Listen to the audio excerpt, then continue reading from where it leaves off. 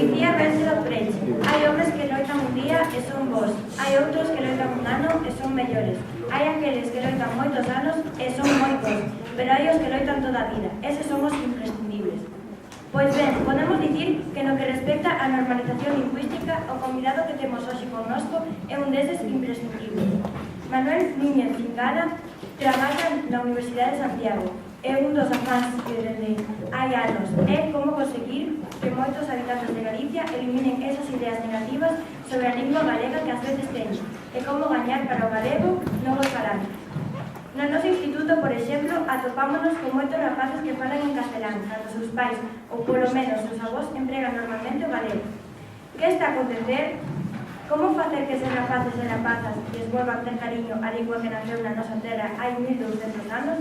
Manuel Núñez Cingala é un excelente comunicador que ten deseñado campañas de sensibilización social a prol da nosa lingua e escribiu, por exemplo, un fermoso ensaio titulado En galego, por que non?, que nos convida a todos a reflexionar sobre estas cuestións. Era tamén escritor de obras de ficción, ten escrito novela e narrativa máis breve. É un apaixonado do teatro. É moi coñecida, por exemplo, a súa Comedia Bífida, ou quizáis a obra máis representada no teatro escolar, O achado do Castro. Manuel, benvido ao IES Ribeira do Louro. Queremos agradecer vivamente a túa presenza aquí e que tiveses a xenerosidade de ofrecernos dúas charlas. A primeira é a que ides seguir todos vos agora sobre a cuestión da lingua e a segunda despois do recreo, xa para outro grupo de alumnos, sobre a última novela que acaba de publicar, Camiños na Auga. Desexamos agradecer tamén a Editorial Galaxia o seu esforzo e colaboración para poder celebrar este acto. Moitas grazas.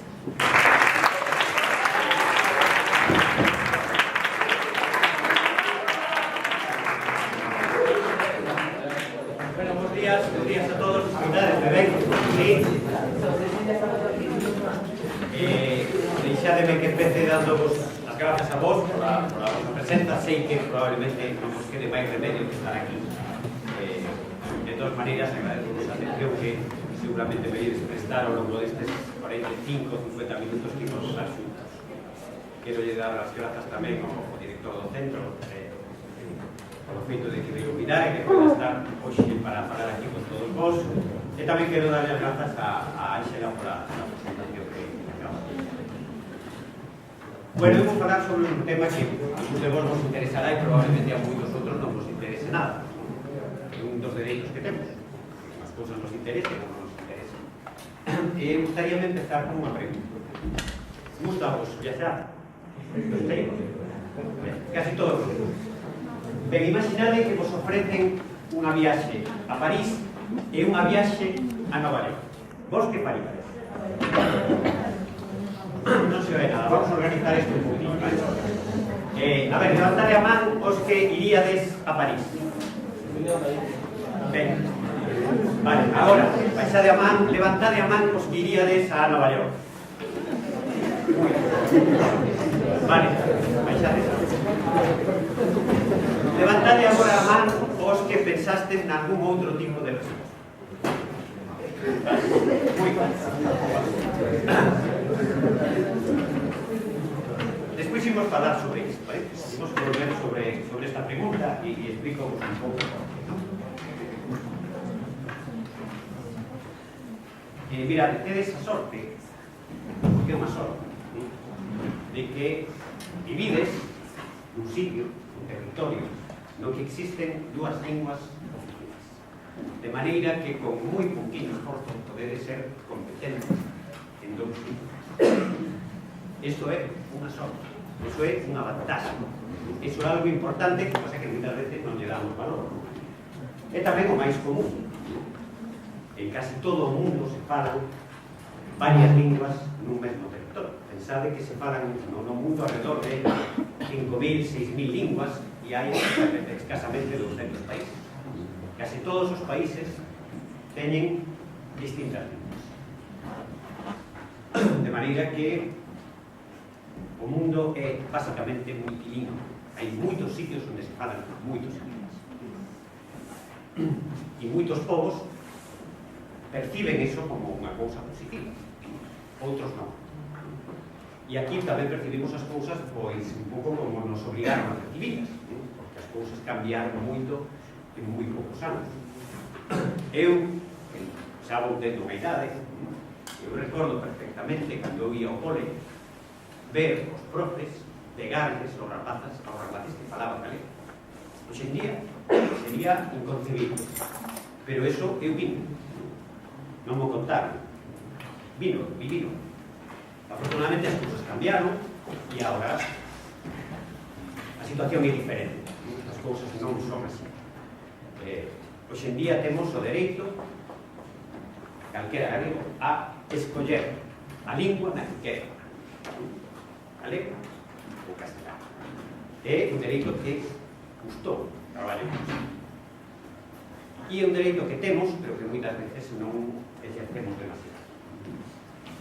Cando vou a falar a coles con rapaces máis pequenos, famolles unha pregunta moi parecida a vosa, pasa que son máis pequenos, non? Entón digo, imaginadevos que vos ofrecen un xado de chocolate e un xado de vainilla. Vos que fañes? Os nenos pequenos son máis espontáneos que a vos, de maneira que seguida un rebumbio de chocolate, vainilla. E famolles a mesma pregunta que vos fixemos, levantade a manos que queredes chocolate, levantade a manos que queredes vainilla, e despois fago unha pregunta que chama un pouco a atención, non? Que, bueno, ahora levantade a manos os que pensastes en algún outro tipo de resposta.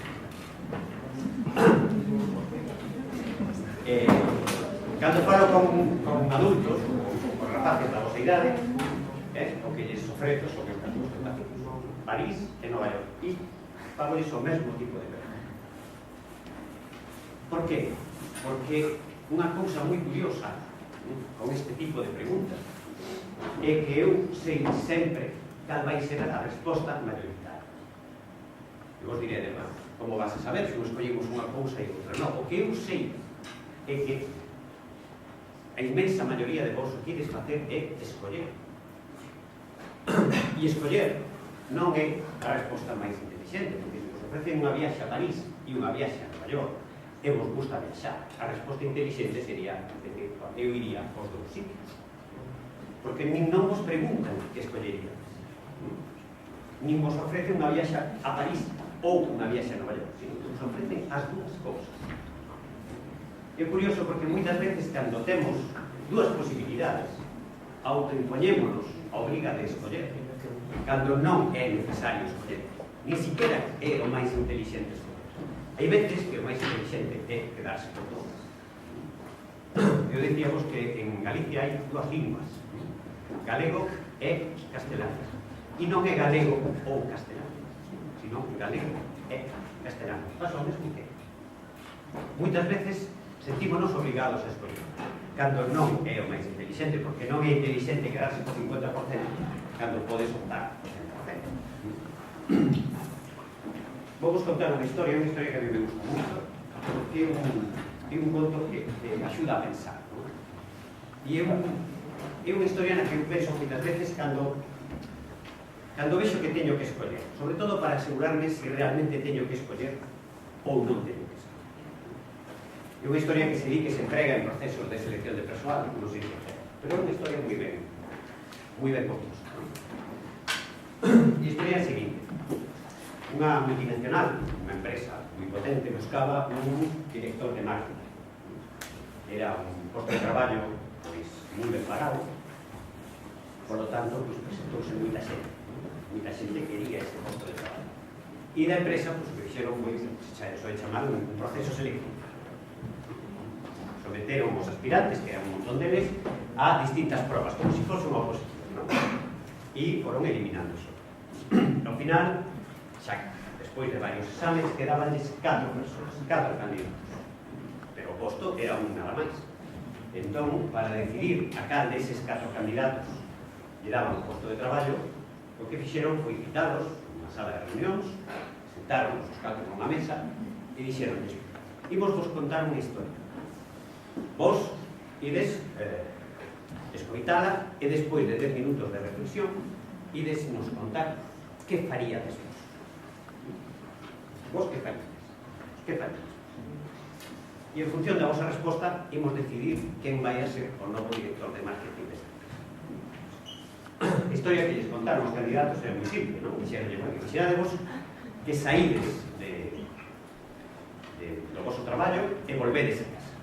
Volvedes a casa no vosso descapotable. Isto é importante porque os descapotables normalmente son coches que teñen só as prazas, o conductor e o botón. E cando estades de camiño a vosa casa, pasades por diante unha parada do autobús onde hai 3 persoas que vos fan sinal de que paredes. Parades e esas 3 persoas vos piden o mesmo, que as debedes. Tedes que decidir que faredes.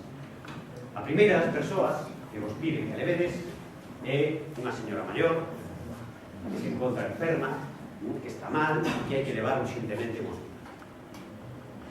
O segundo, a segunda das persoas que vos pide que levedes é o vosso mellor amigo ou amiga que ten que ir a mañar os papéis urgentemente e que tamén vos pide que levedes.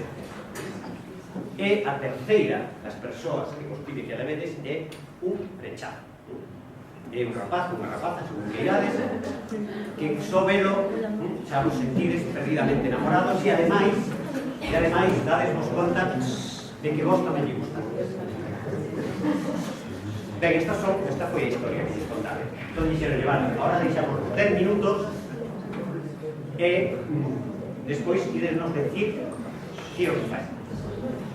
Ben, os 4 candidatos tiveron ali, silencio, 10 minutos, funcionando. E ao cabo de 10 minutos, o primeiro deles dixo, ben, a ver, eu teño moi claro. De todos estes casos, o da señora maior é o máis urxente. Pode ser un caso de vida ou morte, de maneira que eu optaría, sin dubidado, por levar a señora maior.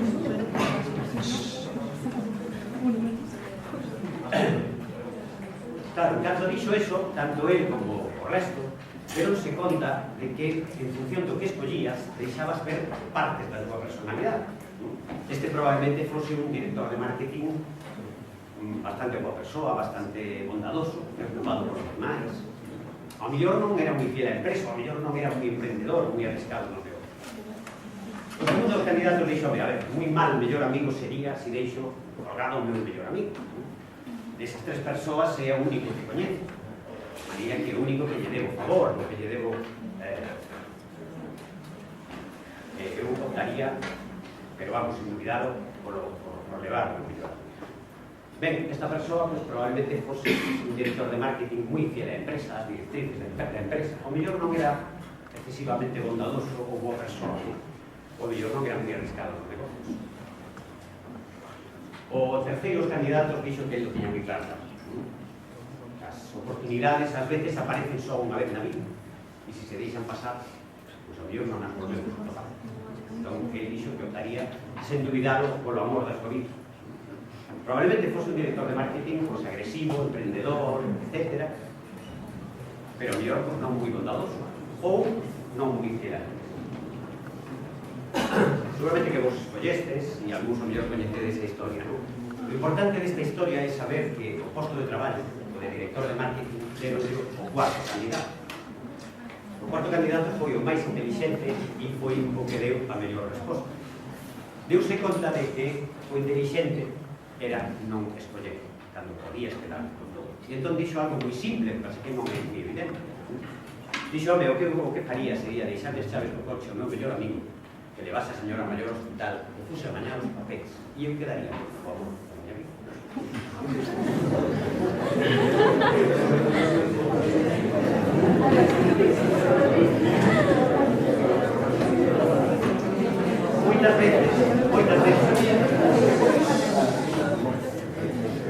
Moitas veces sentímonos obrigados a escoller cando o máis inteligente é non facer.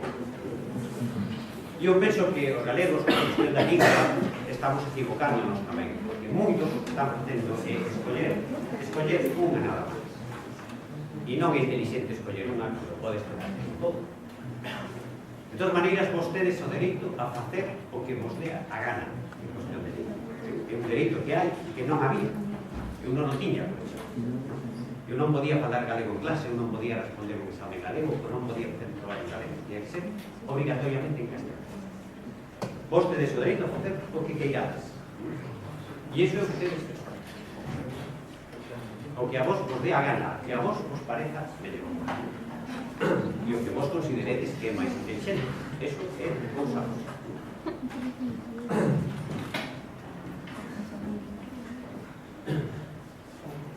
Podedes escoller.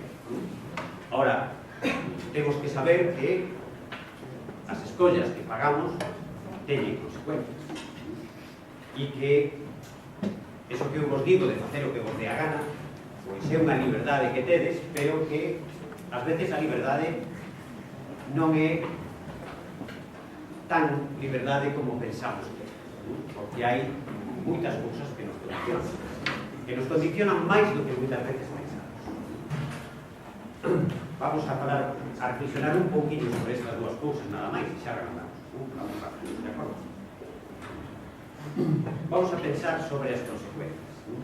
Eu diría vos que temos sorte de que vivimos nun lugar onde se falan dúas linguas. As linguas falanse e sobreviven porque a xente as usa. Unha lingua non é unha cousa que exista aí só. A lingua vive na boca dos falantes. Se as persoas deixan de falar un idioma, ese idioma acaba desaparecendo. Isto é así. Sempre foi así. Hai linguas que acaban desaparecendo, xorden outras, pero se unha lingua sobrevive é porque a xente a usa. Vamos a supoñer que en Galicia, pois, a xente escolle mayoritariamente falar castelano. Nada máis. E que o galego, pois, cada vez se vai falando menos. Ao cabo de uns anos, o que pode pasar é que unha desas linguas acabe desaparecendo. Vamos a imaginar unha Galicia na que só se fala español. Ninguén fala galego xa, nin os máis velhos. Ninguén. Iso gustaría. Hai tres posibles respostas. Unha é sí, si me gustaría. Outra é non, non me gustaría. E outra é tanto me tengo. Tedes dereito a dar a resposta que queirades. En xeral, non nos gusta. Pode haber de todo, pero en xeral non nos gustaría. O que temos que saber é que isto pase ou non pase depende de nós. Porque as linguas sobreviven se se usan, se se empregan. Se non, acaban desaparecendo. Unha lingua é algo moi frágil que pervive na boca das persoas que a empregan. Se a xente deixa de falar un idioma, ese idioma pode desaparecer. Vos tedes o dereito a facer o que queirades.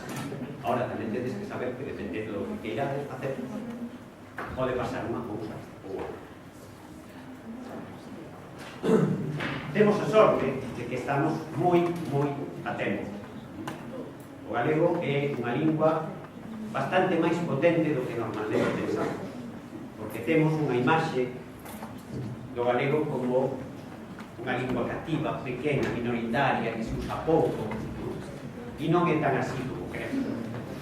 Decíamos antes que no mundo se falan 5.000 linguas. 5.000 é unha cantidade bastante considerable. De maneira que se pensamos en 5.000 ás veces non nos facemos unha idea. 5.000 metros é o que hai en 5 kilómetros. Cada kilómetro ten 1.000 metros. Metros, vamos así. Se collemos unha recta de 5 kilómetros, de 5.000 metros, e pintamos o nome de cada lingua en cada metro, teríamos o nome de 5.000 linguas. E ademais podemos organizarlas.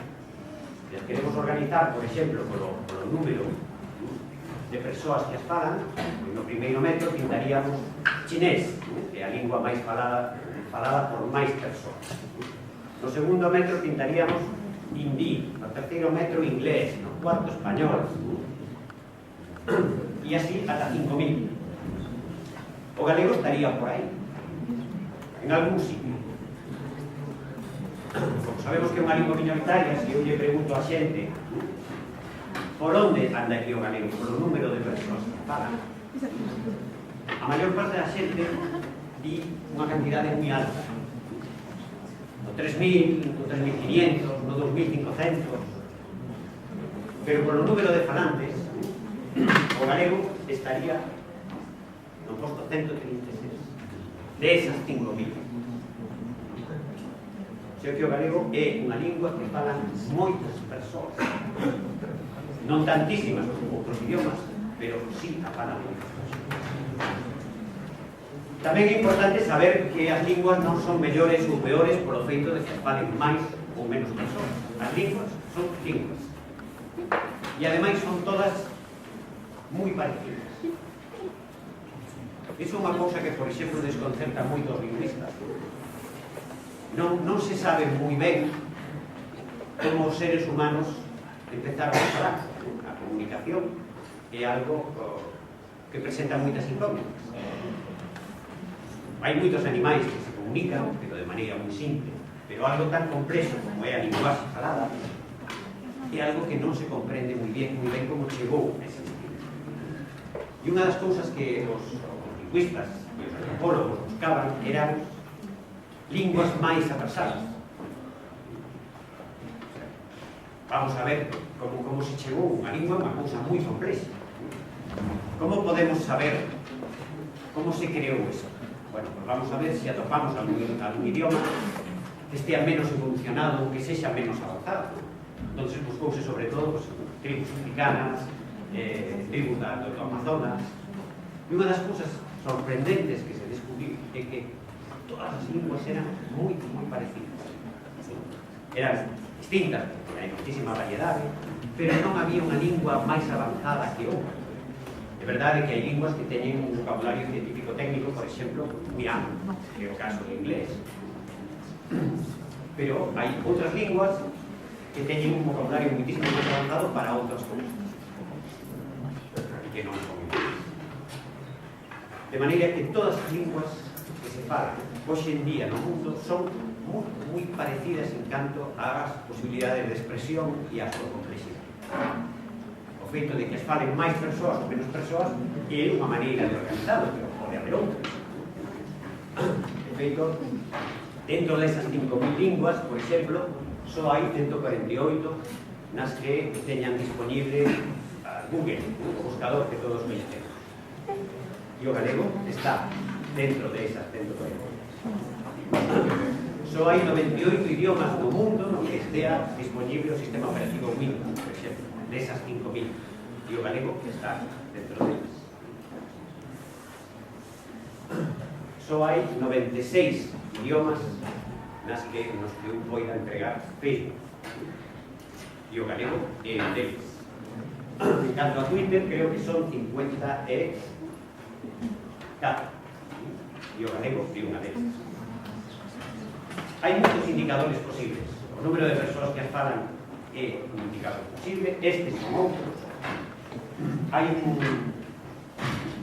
ranking da UNESCO que se chama Index Translación, que é unha especie de ranking de linguas ás que se traducen máis libros.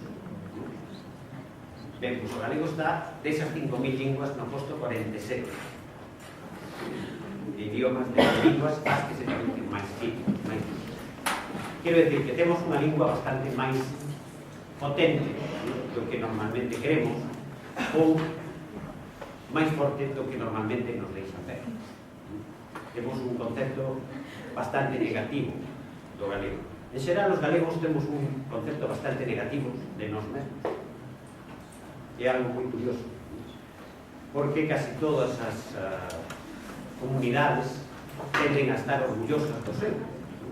E os galegos dá a impresión de que nunca nos parece ben nada noso.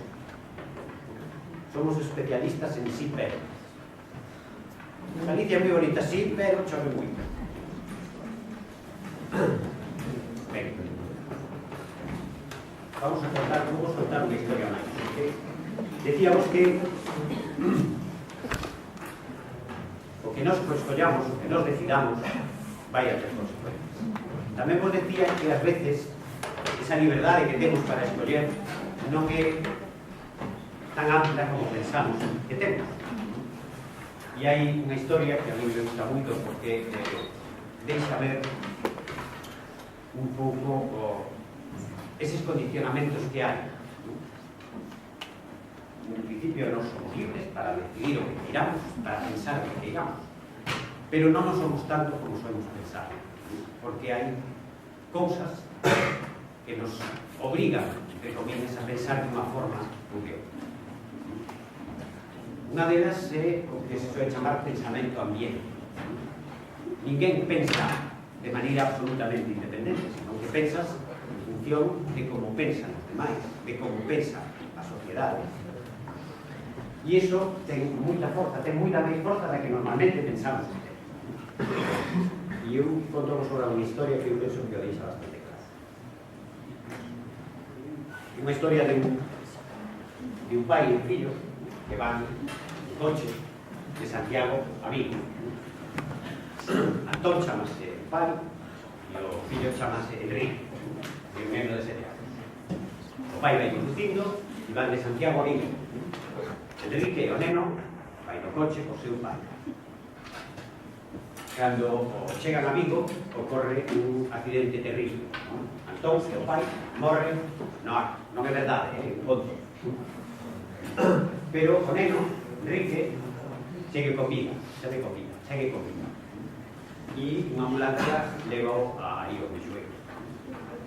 Os médicos do hospital atenden o mellor que poden, pero, dado que se trata dun caso especialmente grave, deciden consultar. E para iso poñense en contacto co Hospital Clínico Universitario de Santiago e finalmente conseguen falar unha eminencia da de o neno está moi grave, de maneira que non é conveniente trasladar. Por lo tanto, a eminencia da Facultade de Medicina de Santiago decide viaxar a Vigo nun helicóptero. Cando chega, os médicos do Hospital de Vigo escollen o caso, dan as grazas por que viniese ali con tanta urxencia, e de feito un dos médicos, sorprendido, pregúntalle polo seu interese no caso. E o que obtén é a seguinte e sorprendente resposta. A eminencia da Facultade de Medicina dice: como non vou vir correndo se Enrique é o meu? Esta historia, cando me contaron, dixo, esta historia está mal, o pai morreu en accidente. Entón dixeron, no, a historia está mal, o que estás mal es ti. Tens que pensar en algo que lle dé a sentido. Claro, eu, o primeiro que se me ocorreu, pois dixen, Antón, debe ser o padrastro. Pero dixeme, no, Antón non é o padrastro.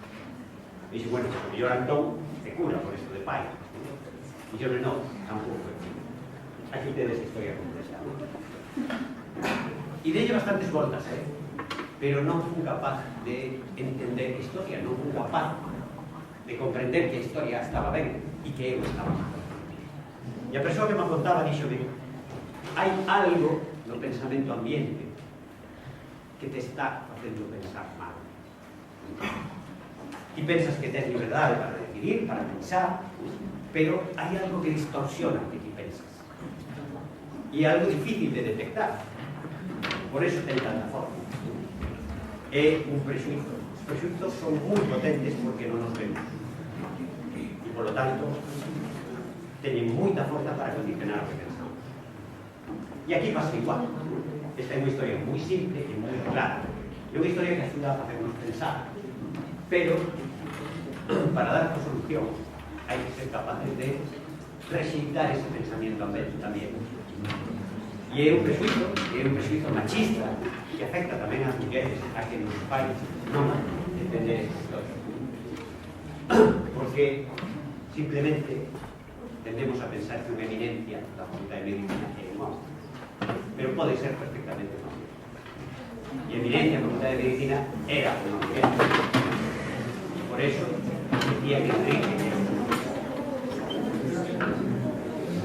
Tendemos a pensar que somos máis libres do que somos realmente.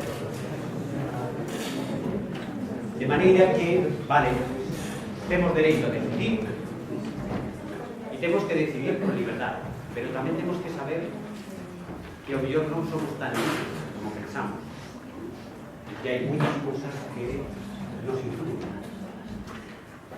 No ano 1951, un psicólogo norteamericano que se chamaba Solomon Asch fixo un experimento que coñece como experimento de Asch e que deixa moi claro a influencia que teñen o que pensan os demais na nosa maneira de pensar. Conto un poquinho o experimento que atacando.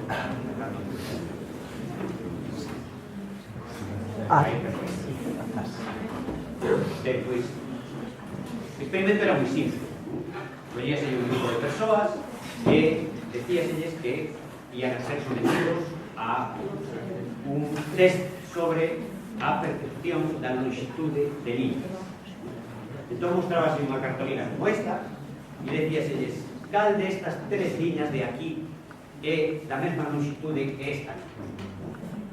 É unha pregunta moi simple que todos vedes con claridade que a resposta correcta é a C.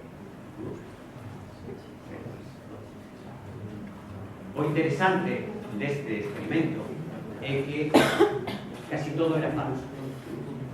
Todas as persoas que estaban participando no experimento eran actores, menos unha. E os actores estaban confichados para dar unha resposta incorrecta e decir que a correcta era a por exemplo. E despois o que se observaba era o que facía esa única persoa. Si mantiña, que era evidente, a resposta C, ou se deixaba levar polo que pensábamos demais e para non ser diferente, pois decía tamén A. Vamos a ver un pouquinho que é o que pasou. The Asch experiment is one of psychology's oldest and most popular pieces of research. A volunteer is told that he's taking part in a visual perception test. What he doesn't know is that the other participants are actors, and he's the only person taking part in the real test, which is actually about group conformity. The experiment you will be taking part in today involves the perception of line length. Your task will be simply to look at the line here on the left and indicate which of the three lines on the right is equal to it in length. So, for example, the actors have been told to match the wrong lines. The volunteer will be monitored to see if he gives the correct answer or if he goes along with the opinion of the group and gives the wrong answer.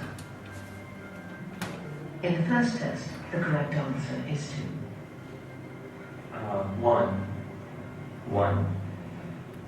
1.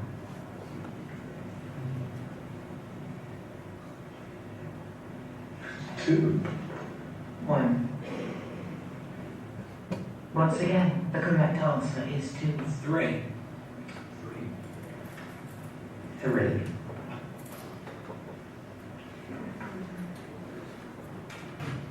3. 3.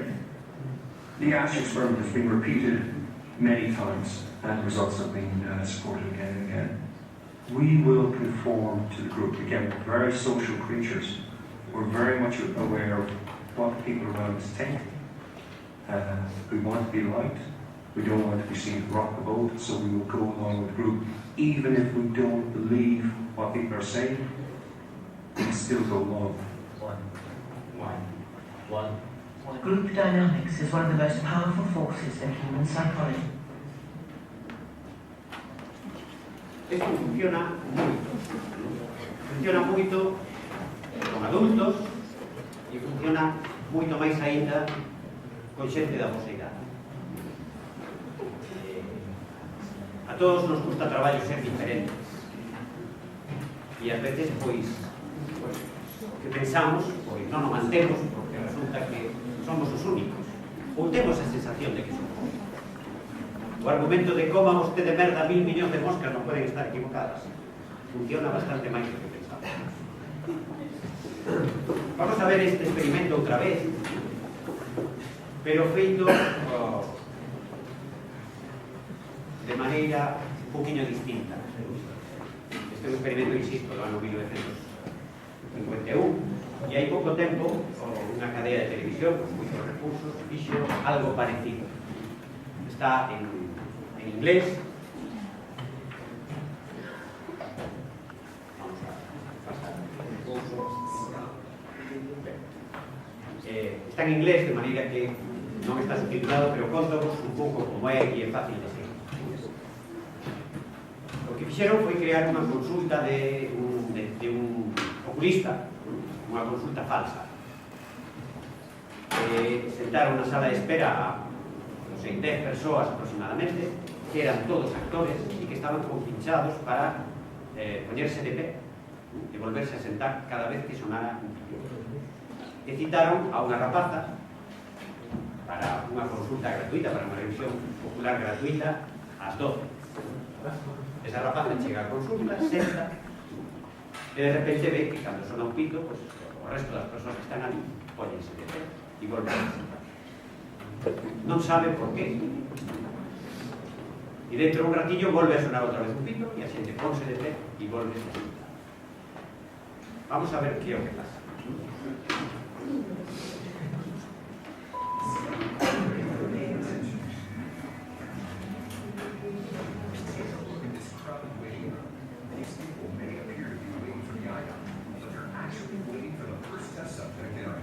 Experiment.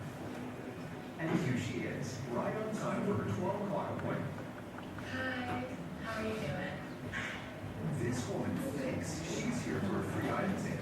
Have you been here before? It's my first time. What she doesn't know is that everyone else in this room is working for us. Today we're running an experiment on social conformity, and the test starts now.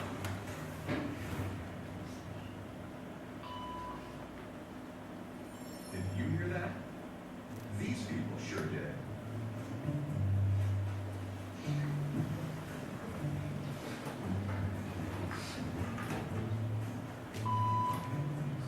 It doesn't take long for our test subject to notice a pattern.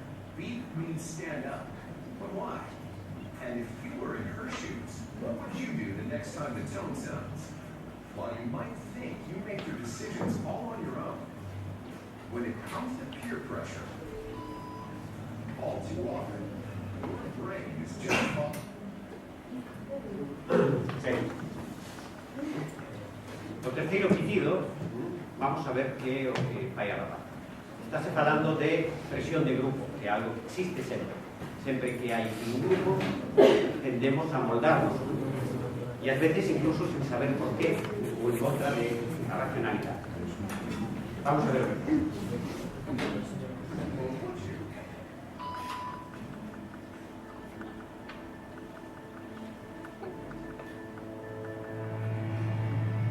After just 3 weeks, and without knowing why she's doing it, this woman is now conforming perfectly to the group. Ben. O experimento está ben porque ademais levan un poquinho máis alá. Non se conforman con isto e o que fan é ir variando os consultas. Vamos a pensar que isto é o que pasaba cando eu era pequeno. Cando eu era pequeno estaba vivo Franco e o galego estaba prohibido, de maneira que non estaba ben falando ningún salto. Pero despois morreu Franco, valeirouse a consulta. E xa nos quedamos sin esa prohibición. Pero as veces as prohibicións perviven no tempo. Vamos a ver.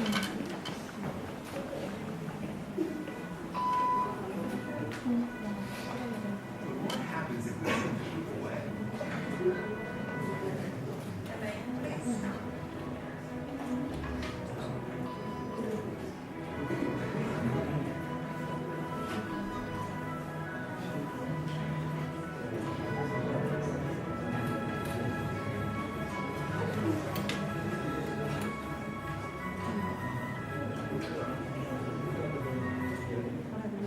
Moi ben. Xa chamaron a todos o interior da consulta e agora está a raza sola. En principio non hai xa presión de grupo, porque o grupo xa marchou. Pero o pitido vai a sonar igual. Vamos a ver.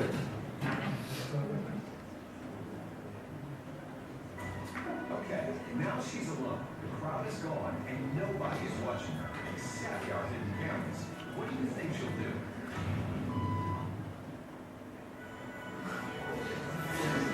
She's now conforming to the rules of the game without being there. Aí temos o pensamento ambiente. Aí creouse unha maneira de actuar porque había unha presión, a presión desapareceu, pero o comportamento segue. Se non se queda aí, senón que o experimento segue máis adiante. E ora o que faz é ir introducindo a outra xente que ven a consulta que non son actores, que estaban citados un pouco máis adiante cando estaba citada a rapaza, a ver que é o que pasa. O primeiro deles é un rapaz. Vamos a ver. Now, watch what happens when you introduce another outsider who doesn't know the rules. Have a seat and they'll be out just in a minute. Thanks so much.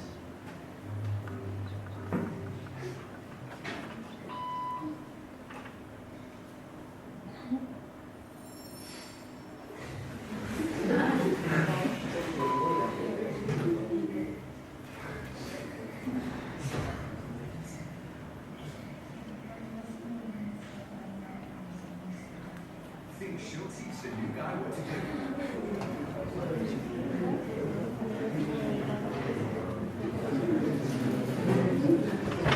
Bueno, o que fixo o rapaz foi algo bastante inteligente, non? Que preguntar. Por que te levantas? E a rapaza que lle dixo, todo o mundo sabía, e eu supoño que tamén debería de facer. Do que se trataba un pouco hoxe, cando remato o libre, é de que vos decidades o que vos parece correcto facer a vos, independentemente do que faga o demais. Vale, cuidado.